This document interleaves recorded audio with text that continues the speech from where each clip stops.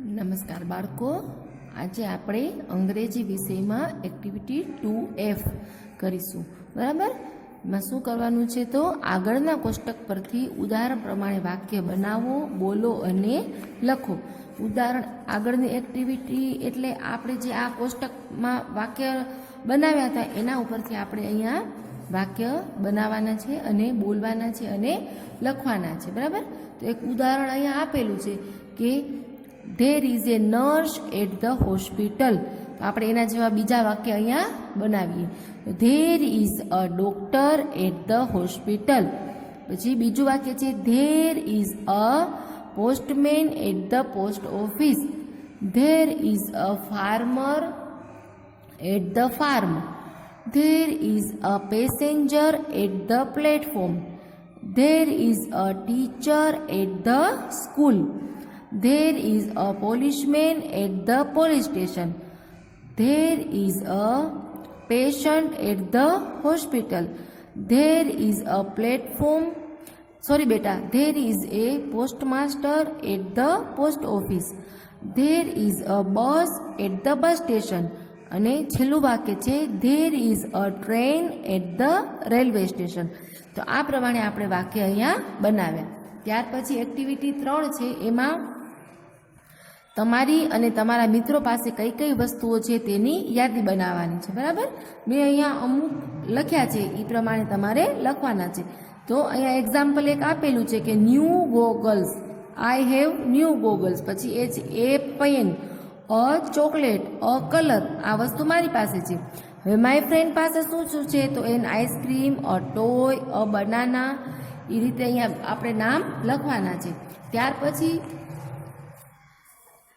તમારા મિત્ર પાસેથી મળેલી વસ્તુઓ તમારા વર્ગ સમક્ષ બોલો અને તે તમારા શિક્ષક અને એના મદદથી વાક્ય લખવાના છે. અને હવે બોર્ડ પરથી તમારે અહીંયા લખવાના છે. તો તમે અહીંયા જે પ્રમાણે વસ્તુના નામ લખતા હો એ પ્રમાણેના અહીંયા વાક્ય બનાવીને તમારે લખવાના છે. ત્યાર પછી છે એક્ટિવિટી 4, ચિત્ર જુઓ અને તેનું વર્ણન સાંભળો. વર્ણન મોટેથી વાંચો, તમારા મિત્રને સંભળાવો. બરાબર? એક અહીંયા ચિત્ર આપેલું છે એ હું વાંચું છું. Look at this picture. Look એટલે જુઓ, એટ ધીસ પિક્ચર એટલે આ ચિત્ર, આ ચિત્ર તરફ જુઓ. There is the સીસોર. સીસોર એટલે દરિયા કિનારો. ત્યાં દરિયા કિનારો છે. Nehaben is Golu's mother. આને એ પ્રોસ્ટોફિયસ એસ કહેવાય. નો ની નું ના જ્યારે દર્શાવવાનું હોય ત્યારે એ પ્રોસ્ટોફિયસ એસનો ઉપયોગ થતો હોય છે. તો નેહાબેન ગોલુના મધર એટલે માતા, ગોલુના માતા છે. રોહિતભાઈ ઇઝ ગોલુઝ ફાધર. રોહિતભાઈ ગોલુના પિતા છે. Pinku is Golu's sister. પિંકુ છે એ ગોલુની બહેન છે. Rohitbhai has a newspaper. Has હેવનો ઉપયોગ પણ આપણે આનાથી અગાઉ જોઈ ગયા છીએ કે કોઈ પણ વસ્તુની પાસે હોવી, એ વ્યક્તિ પાસે હોવી ત્યારે એને દર્શાવવા માટે હેવ અથવા હેઝનો ઉપયોગ થતો હોય છે. એ આખો કોષ્ટક આપણે અગાઉ જોઈ ગયા છીએ કે આઈ હોય, આઈ, વી, યુ અને ધે, એની સાથે હંમેશા હેવનો ઉપયોગ થતો હોય. જ્યારે ત્રીજો પુરુષ એક વચન છે હી, સી અને ઇટ, એની સાથે હેઝનો ઉપયોગ થતો હોય છે. હવે અહીંયા રોહિતભાઈ છે એ હી છે એટલે હી સાથે હંમેશા તેનો ઉપયોગ આવશે હેઝનો. તો રોહિતભાઈ હેઝ અ ન્યૂઝપેપર. રોહિતભાઈ પાસે ન્યૂઝપેપર એટલે છાપું, તો છાપું છે. He is reading the newspaper allowed. Reading એટલે વાંચી રહ્યા છે, અત્યારે વાંચવાની ક્રિયા એની ચાલુ છે. અને અલાઉડ એટલે જોરથી. તો તેઓ ન્યૂઝપેપર એટલે કે છાપું મોટેથી વાંચી રહ્યા છે. Nehaben is listening the news. Listening એટલે સાંભળવું, સાંભળવાની પ્રક્રિયા ચાલુ છે. નેહાબેન અત્યારે સમાચારો સાંભળી રહ્યા છે. ન્યૂઝ એટલે સમાચાર. She has a basket. જો સી એટલે કે શું આવ્યું, હી, શી ને ઇટ, ત્રીજો પુરુષ એક વચન એટલે એની સાથે હેઝનો ઉપયોગ થાય. તો સી હેઝ અ બાસ્કેટ. તેણી પાસે બાસ્કેટ છે. There are apples in the basket. ત્યાં બાસ્કેટમાં એપલ્સ એટલે સફરજનો છે. Golu and Pinku are playing cricket. Playing એટલે અત્યારે રમવાની ક્રિયા એની ચાલુ છે.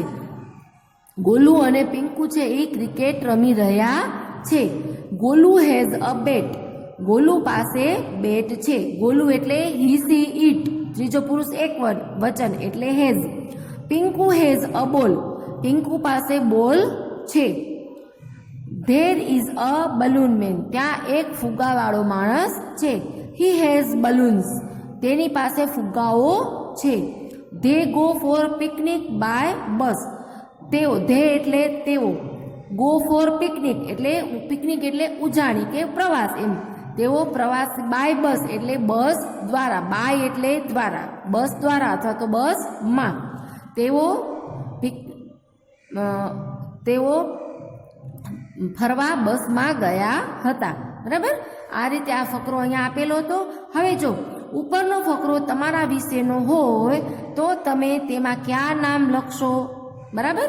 હવે આ ફકરો છે એ તમારા વિશે હોય તો આમાં તમે કયા કયા નામ બદલાવશો એ તમારે ફકરો ચેક કરી અને તમારી નોટમાં યોગ્ય નામ લખી અને તમારી નોટબુકમાં લખવાનો છે કે નેહાબેન ઇઝ ગોલુઝ મધર. બરાબર. હવે ગોલુની જગ્યાએ તમે છો તો અહીંયા તમારી માતાનું નામ આવશે, તમારા પિતાનું નામ આવશે, તમારી બેનનું નામ આવશે. એ પ્રમાણે નામમાં ફેરફાર કરી અને આ ફકરો તમારે તમારી નોટબુકમાં ફરીથી લખવાનો છે. ત્યાર પછી આપણે જોઈએ તો એક્ટિવિટી 4B. બરાબર.